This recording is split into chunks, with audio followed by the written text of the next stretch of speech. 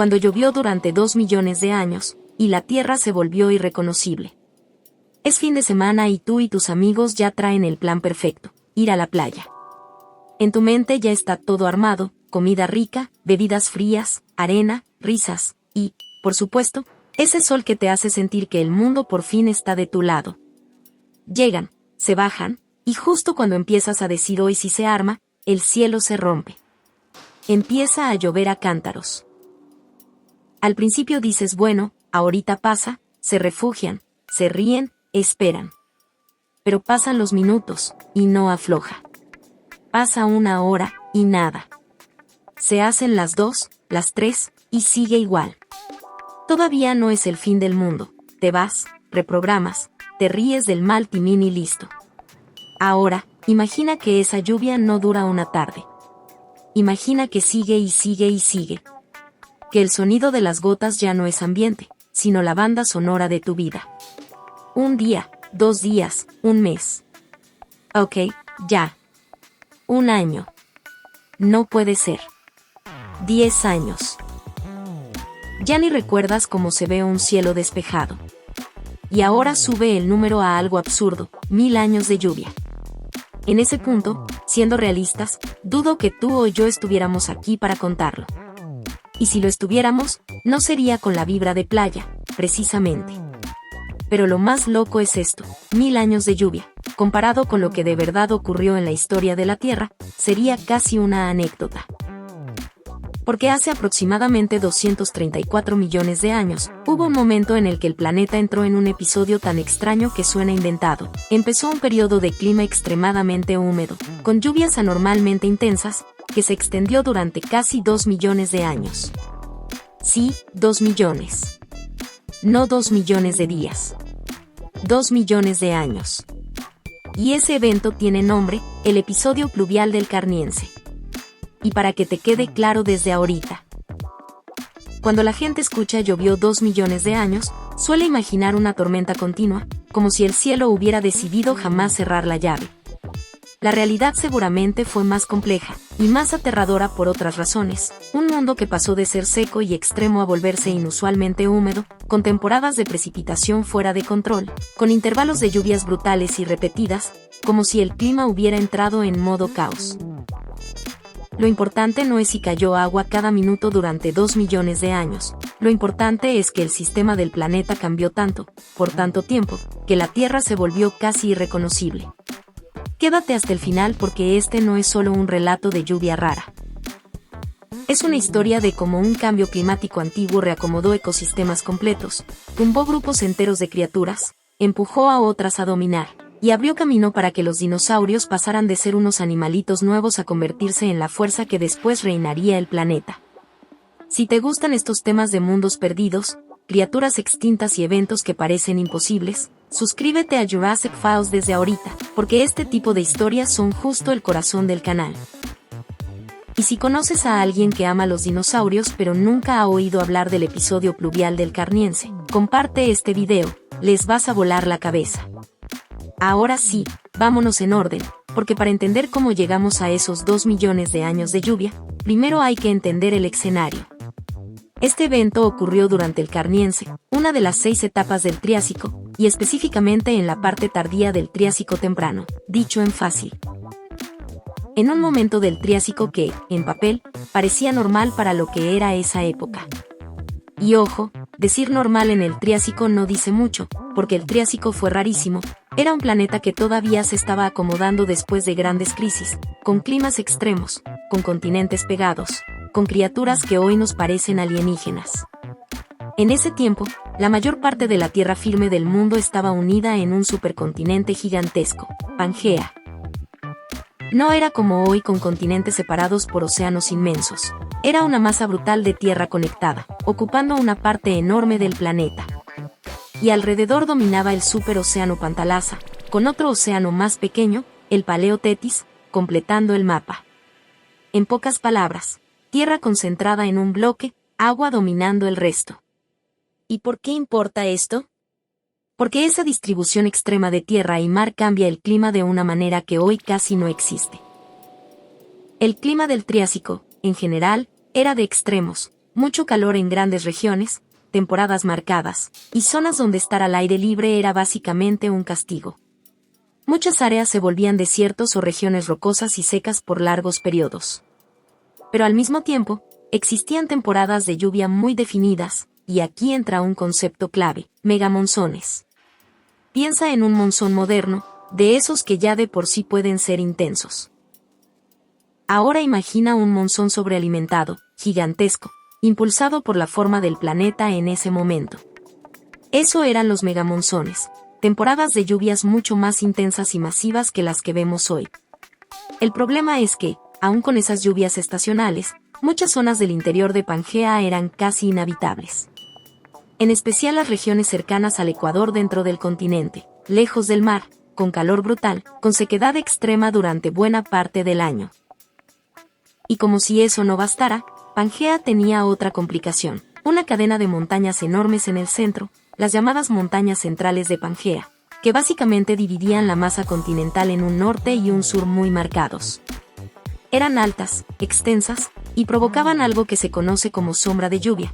Cuando el aire húmedo sube por una montaña, suelta agua de un lado, y del otro lado puede quedar un desierto, porque el aire ya se descargó. Resultado: algunas zonas se volvían todavía más secas. Y encima, esas montañas podían hacer que los megamonzones fueran más impredecibles, porque alteraban la circulación del aire. Un planeta ya extremo, con clima todavía más caprichoso. Con todo eso, uno pensaría, ¿y quién podía vivir ahí? Pues, sorprendentemente, la vida seguía adelante. Sobre todo en las costas y en regiones más favorables del sur, donde el clima era menos infernal. Además, en esa época el planeta todavía venía recuperándose de grandes crisis anteriores, así que por todos lados estaban apareciendo formas nuevas. Y en ese escenario, durante el Carniense, la vida estaba empezando a ponerse interesante. Aquí entra un punto que a mí me encanta porque se siente como el inicio de la película de todo lo que vendría después. Es en esta etapa donde aparecen los animales prehistóricos más famosos por excelencia, sí.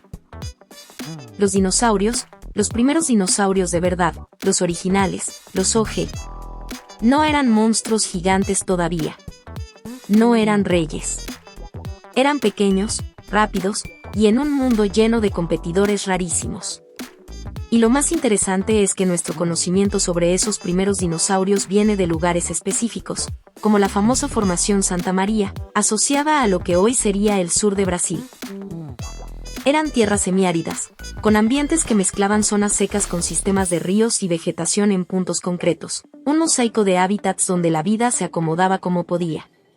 Si pudieras viajar en el tiempo y caminar por ahí, podrías encontrarte con un dinosaurio llamado Staurikosaurus, el lagarto de la cruz, para decirlo más amigable, un herrerasaurio de alrededor de 2.25 metros de largo.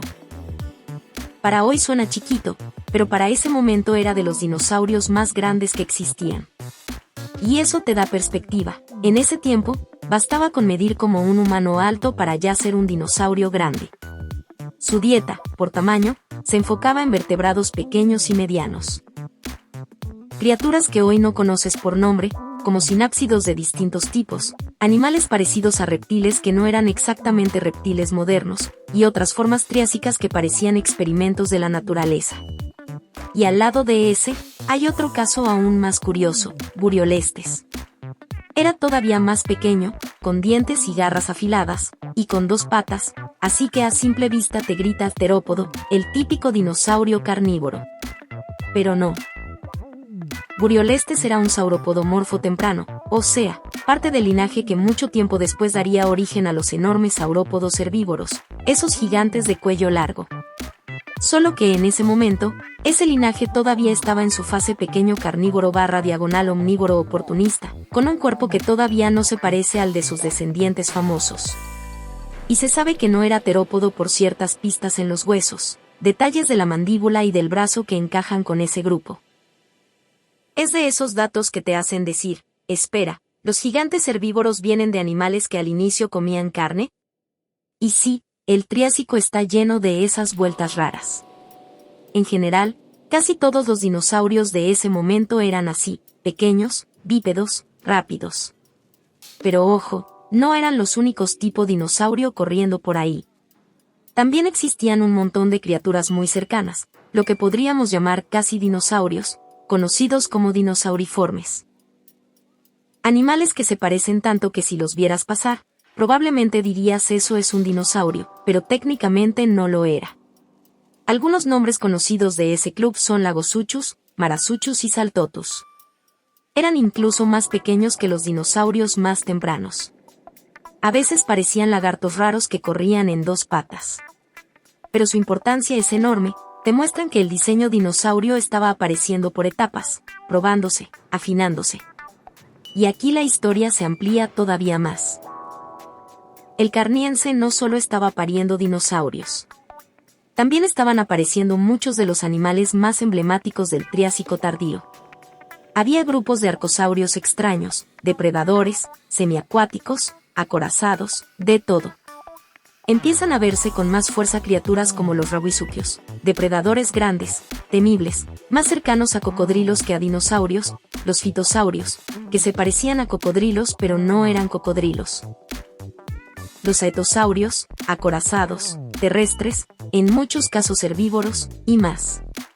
Y fuera de los arcosaurios, también aparecen los primeros lepidosaurios, el linaje que con el tiempo dará origen a lagartos y serpientes, y también a esos parientes extraños como la tuátara. Incluso empiezan a verse formas tempranas relacionadas con los futuros pterosaurios, animales que todavía no eran los señores del cielo, pero ya venían calentando motores en su diseño corporal. Y en el agua tampoco se estaban quedando quietos. Aparecen reptiles marinos rarísimos como los placodontos, que en algunos casos parecían una mezcla extraña entre iguana marina y tortuga primitiva, con adaptaciones para la vida costera y el mar. Y también comienzan a aparecer cefalópodos tipo calamar que más tarde se volverían parte importante de los mares mesozoicos. Por ahora eran pequeños, pero la dirección estaba marcada, el océano también estaba preparando sus propias pesadillas. En resumen, la vida estaba diversificándose, el planeta era extremo, pero se sentía como una época de expansión. Y justo cuando las cosas se estaban poniendo interesantes, se estaba cocinando algo en el fondo del escenario que iba a cambiarlo todo. Mientras en tierra los primeros dinosaurios y sus parientes corrían como si el mundo fuera suyo, en otra parte del planeta se estaba preparando un evento geológico que, cuando aparece en la historia de la Tierra, casi siempre es mala señal.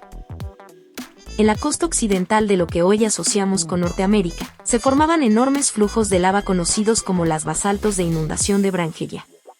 Este tipo de fenómeno suele pertenecer a algo llamado Gran Provincia Ígnea, que muchos científicos abreviaron como LIP por sus siglas en inglés.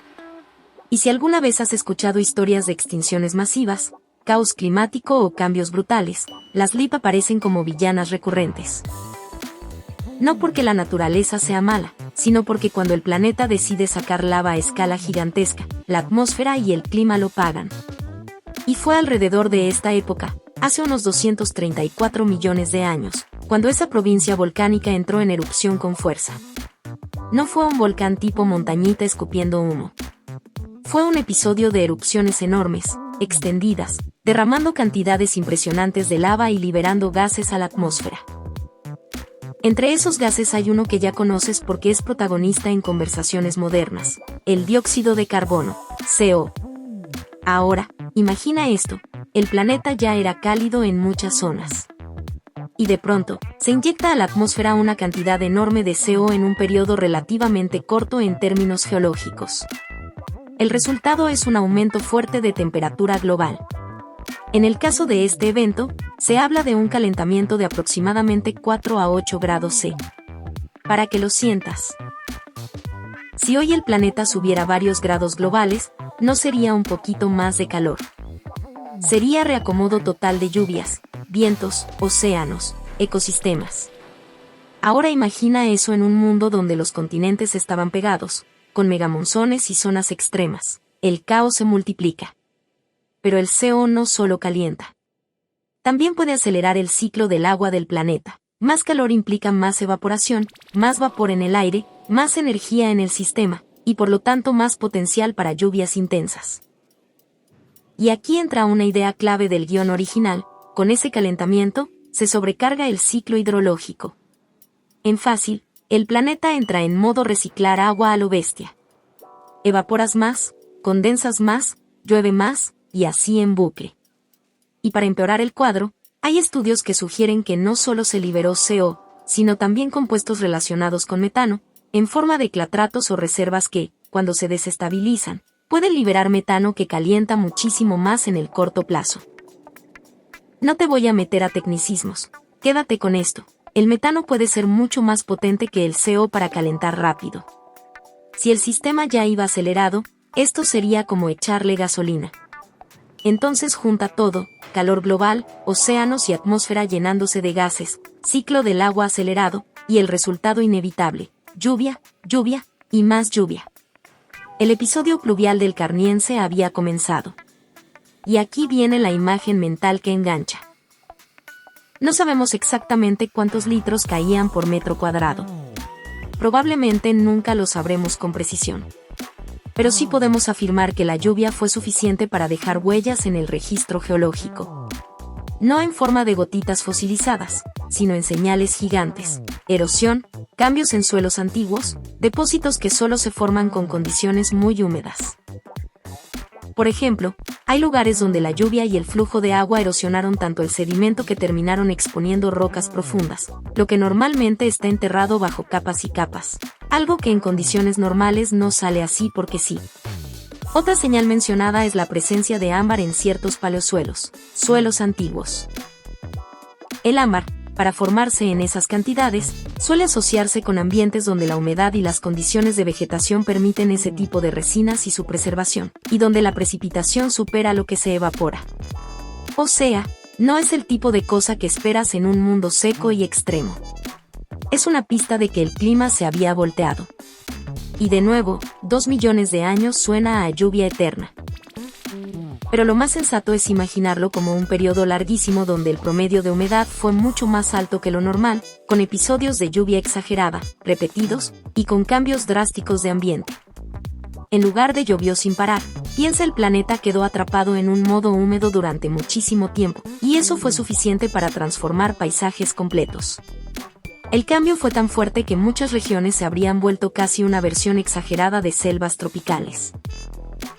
Más vegetación, más agua en movimiento, más ríos desbordados, más llanuras de inundación, más pantanos.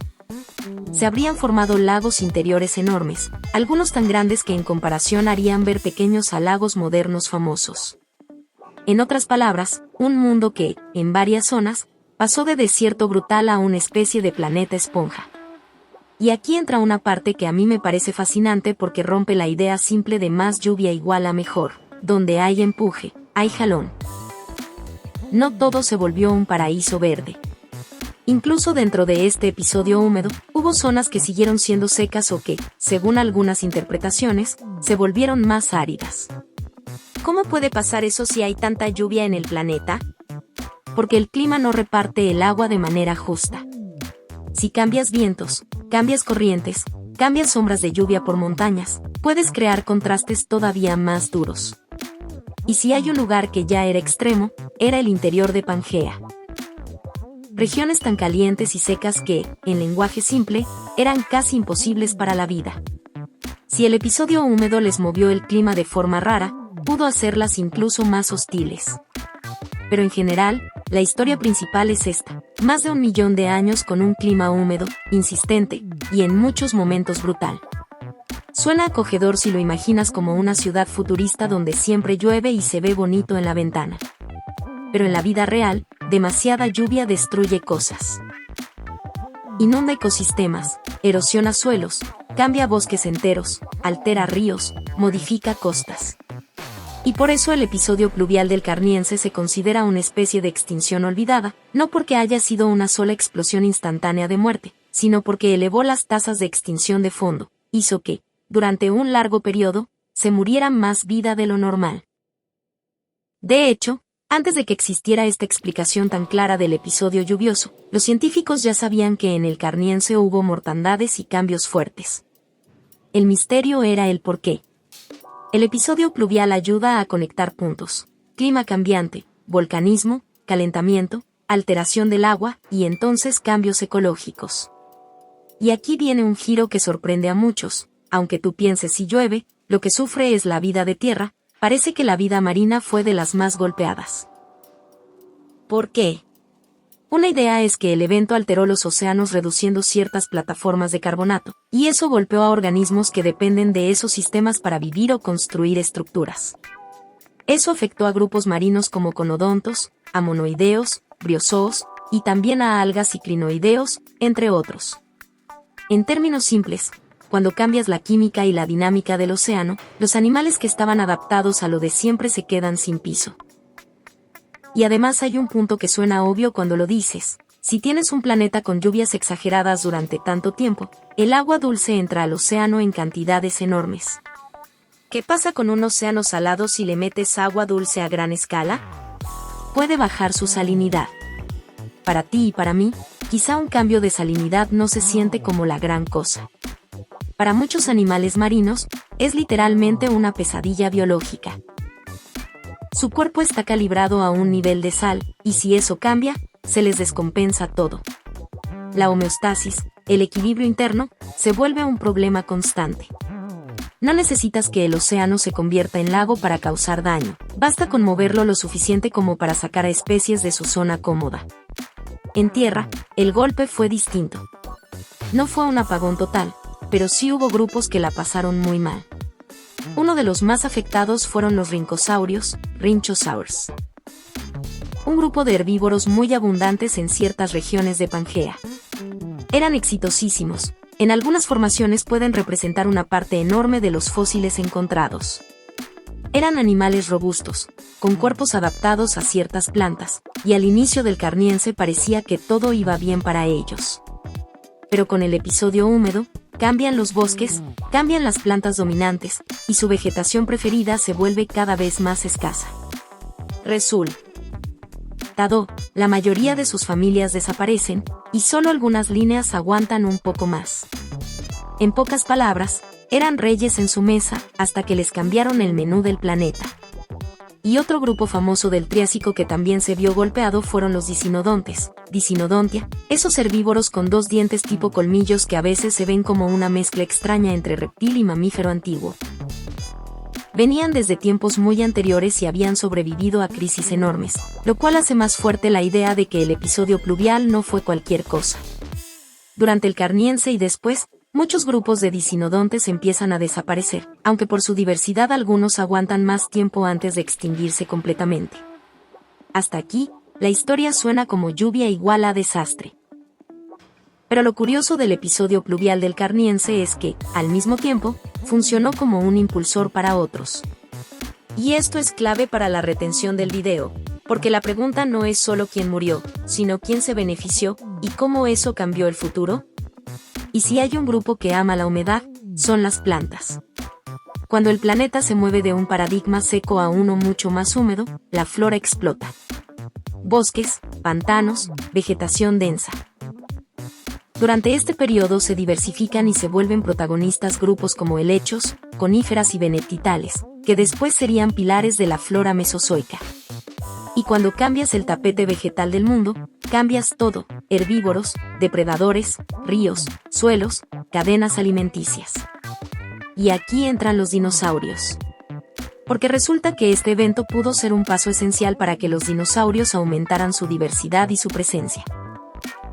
No porque la lluvia los hiciera mágicamente mejores, sino porque el reacomodo ecológico creó oportunidades, nuevos ambientes, nuevas plantas, cambios en competidores, huecos que quedaron vacíos.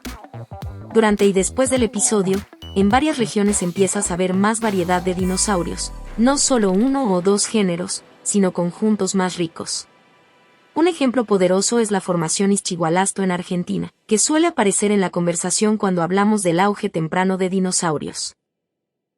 Ahí se han identificado varios tipos distintos, incluyendo herrerasaurios y sauropodomorfos tempranos. Entre ellos aparece el famoso Herrerasaurus, Herrerasaurus ischigualastensis, uno de los depredadores más grandes del Triásico, que podía alcanzar alrededor de 6 metros de largo, con dientes cerrados capaces de cazar una amplia gama de vertebrados. En ese ecosistema no era un raro, se han encontrado muchos especímenes, lo que sugiere que era un carnívoro importante del lugar. y junto a él aparecen otros nombres que, si te gusta esta época, suenan como un equipo inicial de dinosaurios. Eoraptor, uno de los más conocidos por representar un dinosaurio temprano, Eodromaeus, Pampagia, Sanjuansaurus, entre otros. Lo importante no es memorizar la lista, sino sentir el cambio. Pasas de dinosaurios escasos y pequeños a dinosaurios que empiezan a ocupar más espacio en los ecosistemas. Y luego viene otro dato que se siente como spoiler del futuro. Después de este evento es cuando empiezas a ver el surgimiento de los primeros dinosaurios gigantes en comparación con lo que existía antes. Ya en el Noriense, unos millones de años más tarde, aparece un sauropodomorfo enorme como Lecemsaurus sauropoides, que podía medir alrededor de 12 metros y pesar varias toneladas. No es nada comparado con los monstruos del Jurásico tardío, pero para el Triásico es un salto fuerte. Pero ojo, el Triásico no fue el apogeo de los dinosaurios todavía. Había otros grupos que, con el nuevo mundo húmedo y boscoso, también se llevaron beneficios. Y eso nos lleva directo a los otros grandes ganadores del episodio pluvial del Carniense, y a los depredadores que hicieron del Triásico un lugar donde definitivamente no querías tomar agua en un lago tranquilo. Si algo hizo el episodio pluvial del Carniense fue reacomodar el tablero. Y en un tablero reacomodado, no solo se mueven los dinosaurios. Se mueven todos. Por ejemplo, con el crecimiento de bosques y la expansión de ambientes con vegetación densa, hay un grupo que empieza a volverse muchísimo más prominente, los aetosaurios, Aetosauria. Eran arcosaurios terrestres, acorazados, de tamaño mediano a grande, y en muchos casos herbívoros u omnívoros. A simple vista se parecen a cocodrilos con armadura, pero la clave es que no eran depredadores acuáticos. Eran animales de tierra firme. Y con nuevos bosques y plantas disponibles, pudieron especializarse y aprovechar recursos que, en el mundo más seco anterior, quizá no estaban igual de extendidos. En comparación con otros herbívoros anteriores que dependían de ciertos tipos de vegetación, los aetosaurios parecen haberse adaptado muy bien a esta nueva etapa de flora. Y ahora viene el grupo que, honestamente, parece haber recibido el equivalente a un buff directo de la lluvia. Los fitosaurios, Fitosauria. Eran carnívoros semiacuáticos, y aunque se parecían a cocodrilos, no eran cocodrilos modernos, eran otra rama de arcosaurios. Tenían cuerpos y cabezas largas, y vivían cerca del agua, cazando en ríos, pantanos, lagos y sistemas húmedos. Entonces piénsalo, si de repente el planeta se llena más de pantanos, llanuras de inundación y lagos interiores gigantes, eso para un fitosaurio es como abrir un festival infinito. Más hábitats donde esconderse, más presas acercándose al agua, más oportunidades de dominar orillas. No es difícil imaginar por qué se diversificaron y crecieron en tamaño.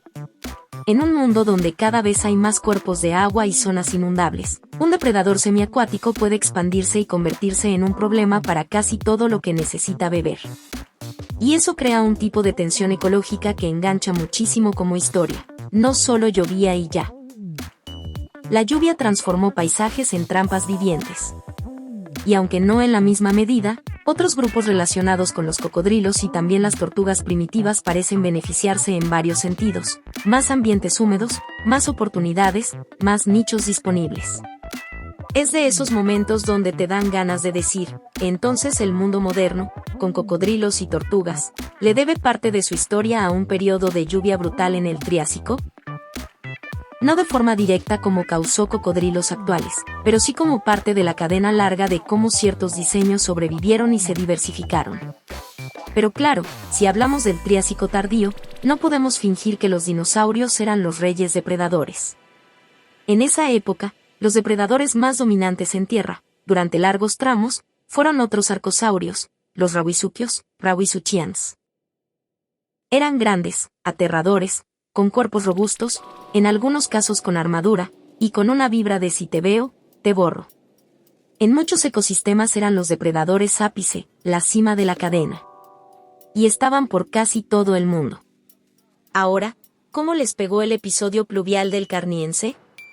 Aquí la cosa se vuelve un poco más ambigua, porque hay debate sobre cuánto de su historia habría cambiado con o sin el evento. Pero sí se observan patrones interesantes alrededor de ese periodo. Por ejemplo, Aunque los rauisuquios fueron diversos durante buena parte del Triásico tardío, varios géneros aparecen durante el Carniense o alrededor de esa transición. Y también parece que algunos de los rauisuquios más grandes y famosos aparecen después del episodio o en etapas posteriores influenciadas por el nuevo tablero ecológico. Un ejemplo muy citado es Saurosuchus galilei. Un animal enorme que podía rondar los 7 metros de largo, con una presencia de depredador dominante que hace que cualquier cosa alrededor se vea como comida potencial. Y otro nombre famoso es Postosuchus kirkpatricki, otro depredador grande del Triásico tardío, con un cuerpo que grita no te acerques. Si estos cambios están directamente causados por el episodio pluvial o si fueron parte de una tendencia que habría ocurrido igual, es discutible. Lo que no es discutible es que un cambio de clima de esta magnitud, por tanto tiempo, reconfigura ambientes y recursos.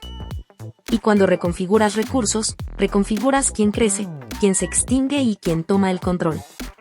Y aquí es donde quiero que te quedes con una idea poderosa. El episodio pluvial del Carniense no fue solo lluvia. Fue un evento que cambió el planeta como sistema.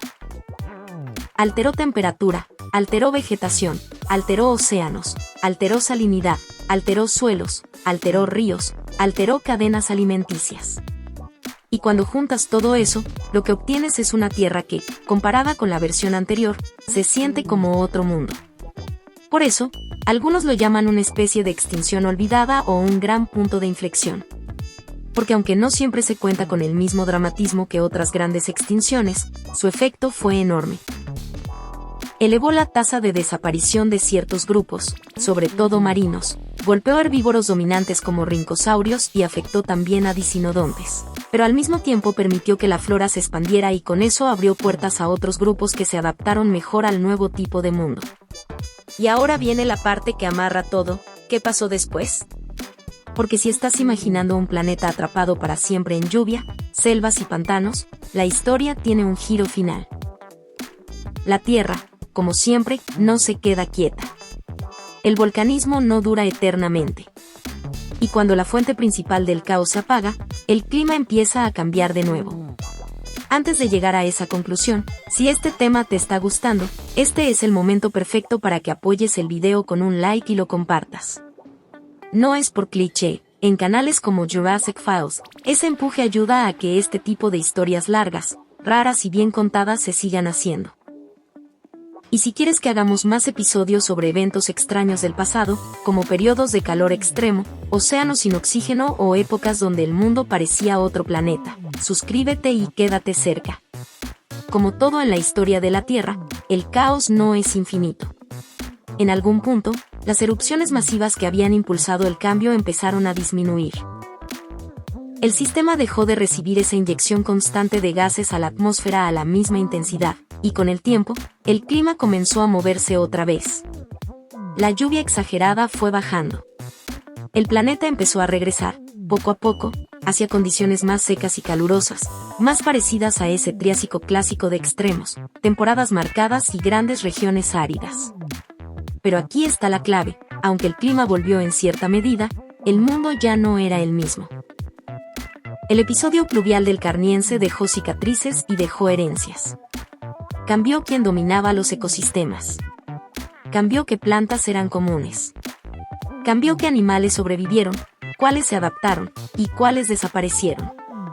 Y esos cambios, directos o indirectos, se reflejarían en lo que vino después, el mundo que eventualmente daría paso al Jurásico, la era donde los dinosaurios ya no serían la promesa, sino la norma.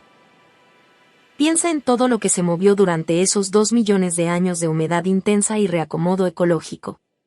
Primero, el escenario, Pangea, un planeta con megamonzones, montañas centrales creando sombras de lluvia, interiores continentales casi imposibles, y costas donde la vida se agarraba como podía. Luego, el disparador. Erupciones masivas asociadas a Brangeia, liberando gases como CO, provocando calentamiento global, acelerando el ciclo del agua, intensificando precipitaciones y alterando sistemas terrestres y marinos.